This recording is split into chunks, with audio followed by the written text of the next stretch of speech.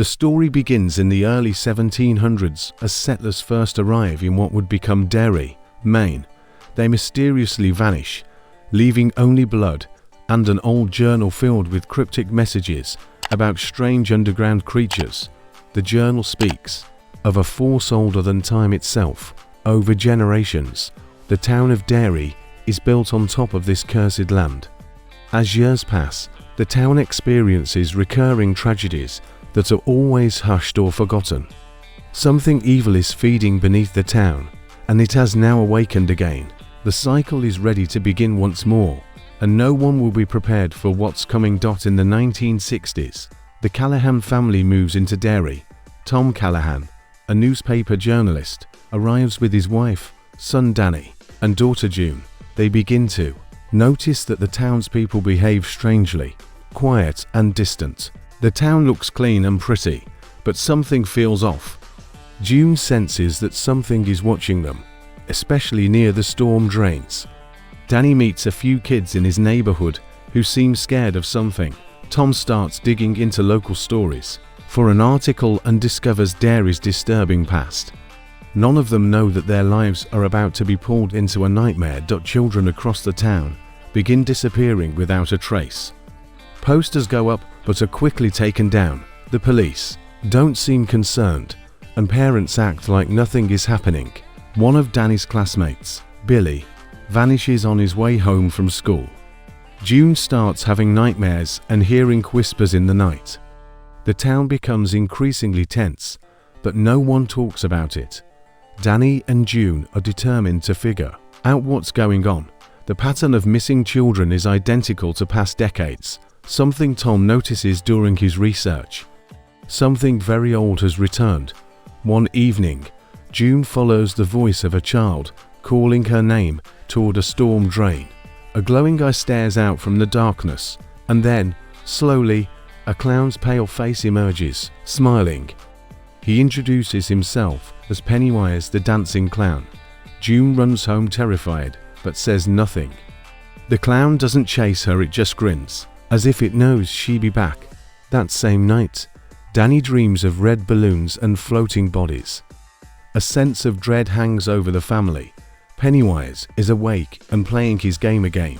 Tom starts investigating Derry's archives and interviews older residents. Their stories are hauntingly similar, each filled with clowns, missing kids, and strange lights underground. One old woman tells him that Derry eats its own.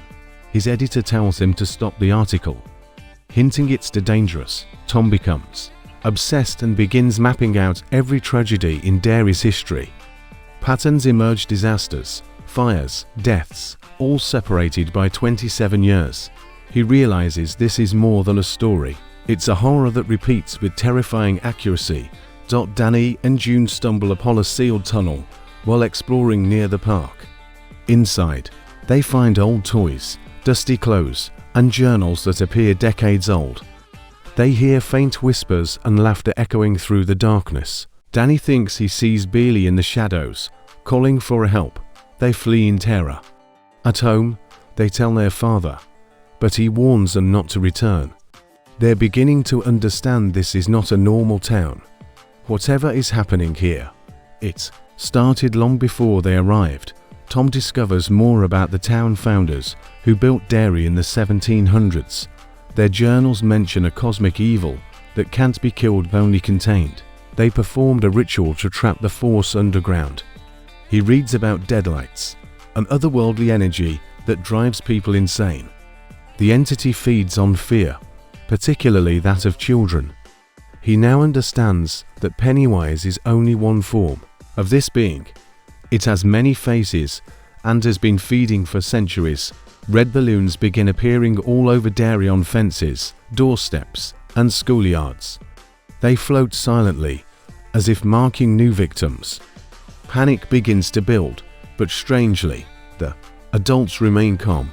One night, June follows a balloon down the street. It leads her to a mirror where her reflection begins to grin independently, then shatters violently. The kids start to realize that Pennywise is manipulating reality itself. The fear is no longer confined to dreams. It's bleeding into the real world. In a flashback, we see a boy in the 1930s named Harold, whose brother was taken by a clown. He tries to warn others, but no one believes him, and he's placed in an asylum. In the present day, Tom finds Harold's journal in an old library box. Everything Harold described matches what's happening now. Tom is horrified to learn that every generation had its Harold and every generation ignored him. The cycle of silence continues, even as children keep disappearing. Danny begins having nightmares of Pennywise shifting into multiple forms: a clown, a spider, a decaying child, and even his mother. One night he wakes up with a wound on his arm that was in his dream. It's clear now that Pennywise doesn't just haunt their minds, it can leave real-world marks. They realize it's not just a physical being, it's psychological warfare. Pennywise's power comes from fear, and the more they believe in it, the stronger it becomes. Danny and June gather a group of kids who've all had similar experiences. Among them is Michael, a shy boy who lost his brother last summer. They secretly meet in an old tree house to share what they've seen. The group realizes they're stronger together.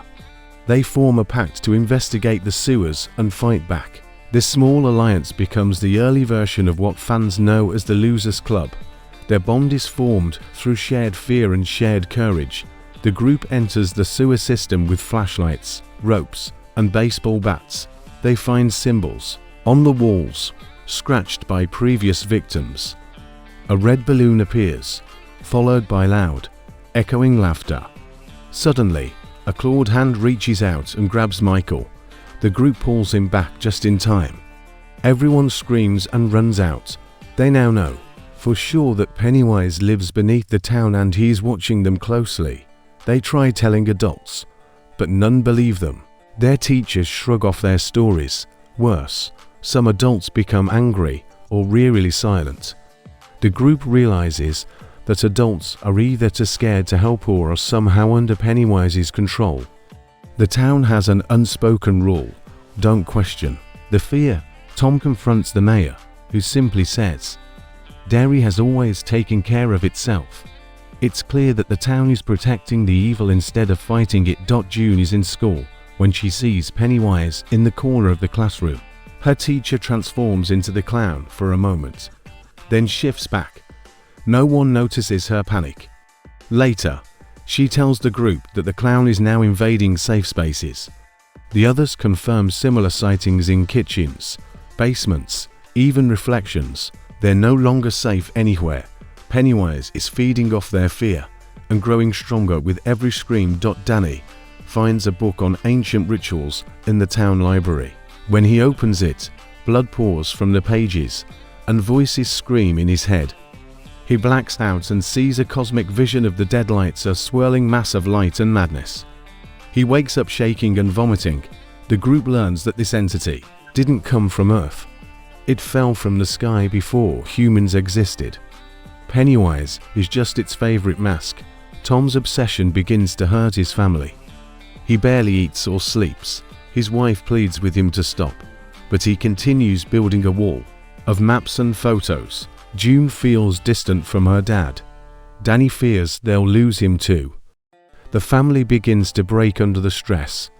But Tom believes the truth must be told. Someone has to record the evil for the next generation, even if no one believes him. Missing girl named Emily suddenly returns. She's pale, silent, and doesn't recognize her parents. She draws red balloons repeatedly. June sneaks into the hospital to talk to her. The girl finally whispers, "Float," and then her eyes roll back as she begins to scream uncontrollably. The room fills with cold air. June runs. Pennywise is using Emily as a warning. The group investigates an abandoned carnival on the edge of town. Inside the mirror maze, each kid sees their greatest fear come to life. One sees a drowned sibling, another sees their own death. The mirrors distort and trap them. Danny nearly loses his mind until June snaps him out of it. They escape with bruises and terror in their eyes. Pennywise is breaking their minds from the inside. Tom discovers the ritual of Chud, a spiritual battle requiring courage, belief, and unity. It's the only known way to defeat it. The kids agree to try. Each must face Pennywise directly and overcome fear with truth and strength. They begin preparing with relics, chants, and personal symbols of hope. Time is running out. The clown is feeding more aggressively now. Each child begins having visions from the past. They see other kids through history who were taken, some from the 1800s, others from the 1950s. They witness the deaths, the trauma, and the endless cycle of pain. They also glimpse the true form of Pennywise, an alien horror wrapped in light. They realize they're facing a godlike being that manipulates reality. The group heads into the sewers one last time. They bring relics from home, toys, books, old photos, things that remind them who they are. The tunnels pulse like a living thing. Pennywise tries to split them up with tricks and hallucinations. But they hold hands and stay strong. The final battle is near, and they must not break. They arrive at the heart of Derry's sewer system, a cavern filled with floating objects and bones. Pennywise appears in full form and begins taunting them. The group starts the ritual of Chud, chanting and confronting the clown with words of strength. He shifts forms rapidly, trying to frighten them, but they hold the circle and begin to weaken him. Pennywise is dragged into the circle of ritual. The deadlights swirl as he screams in rage. Each kid speaks a truth that denies the clown power.